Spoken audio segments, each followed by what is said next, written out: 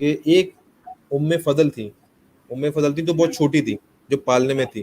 تو نبی صلی اللہ علیہ وسلم نے ان کو دیکھا اور فرمایا کہ یہ اگر بڑی ہوتی تو میں اس سے نکاح ضرور کرتا. ان کو لڑکی کو دیکھ کے بولا کہ جب میں بڑی ہوتی تو میں اس سے نکاح ضرور کرتا.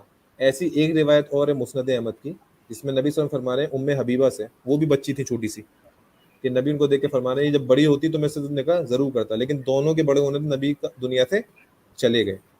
ابھی اس روایت کو دیکھ کے ایکس مسلم اور اینٹی اسلامک لوگ بڑا سوال اٹھاتے ہیں. دیکھیں تو وہ بچیوں والا سوال جو ہوتا ہے بھائی اسماعیل, میں اس کو نہیں دہراؤں گا, نبی کے خلاف توہین میں. اب یہ دیکھیں دونوں روایتوں کے جو راوی ہیں نا وہ کون ہے؟ ابن اسحاق.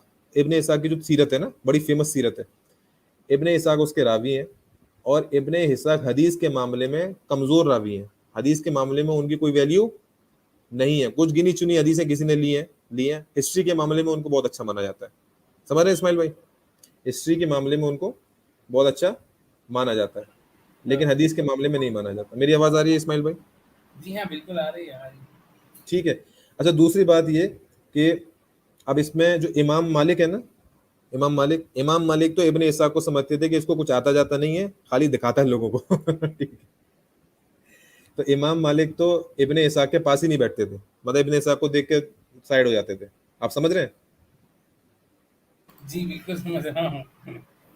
تو امام تو ویسے یہ جو روایتیں ہیں نا کہ ہم نبی صلی اللہ علیہ وسلم چھوٹی بچی کو دیکھ کیسے کہہ رہے ہیں, یہ روایتیں ہی جھوٹی ہیں. ابن اسحاق بول رہے ہیں, اور ابن اسحاق پہ الزام ہے کہ پتہ نہیں کون کون سے اسٹرینج راویوں سے, دور دراز کے راویوں سے روایت لاتے ہیں. ٹھیک ہے.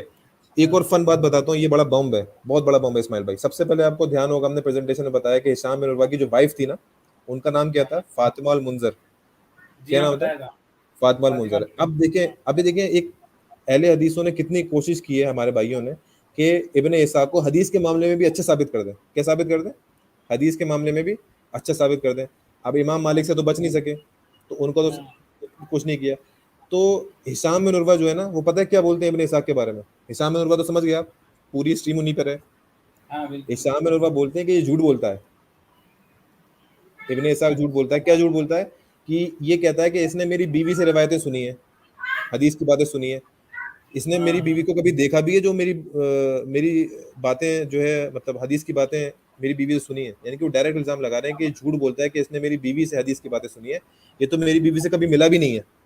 یہ کون بول رہے ہیں؟ ہشام بن عروہ بول رہے ہیں. تو ہشام بن عروہ بھی جو ابن اسحاق کو صحیح نہیں سمجھتے.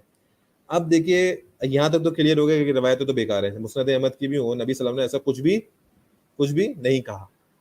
اب اگلا گیم شروع ہوتا ہے کہ کیسے دیکھیں جو islamqa.info ویب سائٹ ہے انہوں نے ابن اسحاق کو بچانے کی کوشش کری کہ نہیں حدیث کے معاملے میں کچھ ایک دو باتیں بری ہیں ان کی, لیکن ویسے وہ اچھے ہیں اس طرح سے. تو انہوں نے پتہ کیا اب دیکھیں یہاں پہ گیم ہے, پورا گیم یہیں پہ کھل جائے گا. بھائی اسلام بھائی کو اگر میری آواز آ رہی ہے تو پورا گیم اس لیے کھل جائے گا کہ دیکھیں امام مالک تو پاس میں بھی نہیں بٹھاتے تھے, وہ بولتے تھے چیئر لیٹن ہے. چیئر لیٹن کا مطلب ہوتا ہے کہ جو دکھاتا ہے اس کو علم ہے نہیں. ٹھیک ہے. کون؟ ابن اسحاق. ہشام بن عروہ بولتے تھے جھوٹ بولتا ہے کہ میری بیوی سے روایت کرتا ہے, میری بیوی سے ملا ہی نہیں. اب دیکھیے اہل حدیث بھائیوں نے خاص طور سے ابن اسحاق کو بچانے کی کیسی کوشش کی ہے. آپ کو ہنسی آئے گی اسماعیل بھائی.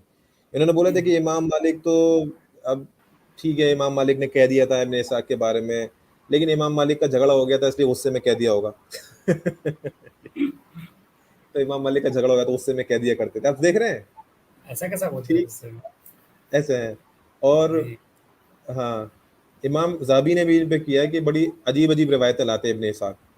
امام ابن حنبل بھی جو ہیں, امام ابن حنبل چوتھے والے امام ہیں, وہ بھی ابن اسحاق کو صحیح نہیں سمجھتے. یہ میں نے اسکرین پہ سب لکھا ہوا ہے اور میں نے نہیں لکھا ہے, islamqa.info سے. ٹھیک ہے. اور انویلڈ حدیث بتاتے ہیں. اب دیکھیں یہ جو پوری ویب سائٹ ہے میں مسلمان بھائی کو بتا رہا ہوں, بھائی آپ اس پہ دیکھ کے جاؤ. islamqa.info پہ صحیح باتیں بھی ہوتی ہیں, غلط بھی ہوتی ہیں. بھائی اسلام بھائی انہوں نے اتنا بڑا بلنڈر کیا ہے نا اس ویب سائٹ پہ, یہ اسلامک ویب سائٹ ہے, اتنی بڑی ویب سائٹ ہے, اور بلنڈر دیکھیں انہوں نے پتہ کیا کیا ابن اسحاق کو بچانے کے لیے.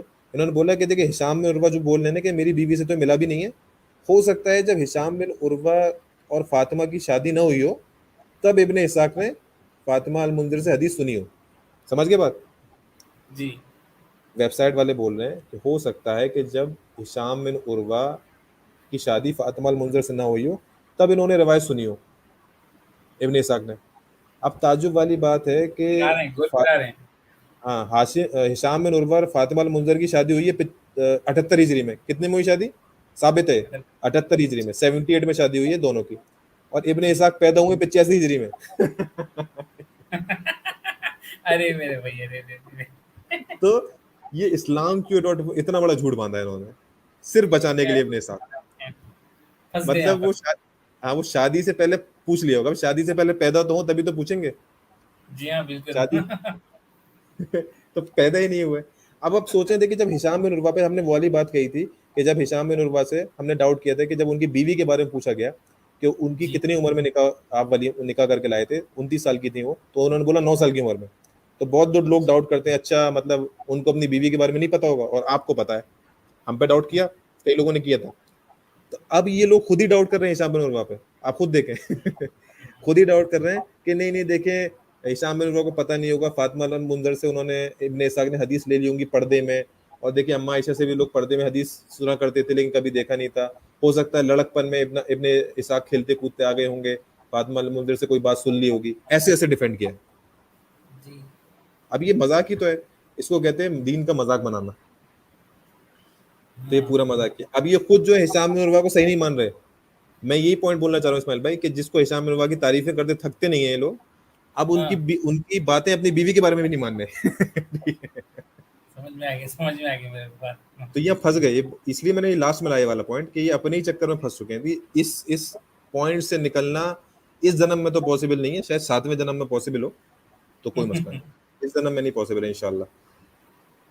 خیر میں نے بتا دیا امام مالک اچھا نہیں سمجھتے تھے ابن اسحاق کو. تو نبی نے کسی بھی چھوٹی بچی سے یہ نہیں بولا کہ میں بڑے ہو کے سے نکاح کروں گا, کبھی نبی نے نہیں بولا ایسا, جھوٹ بات ہے.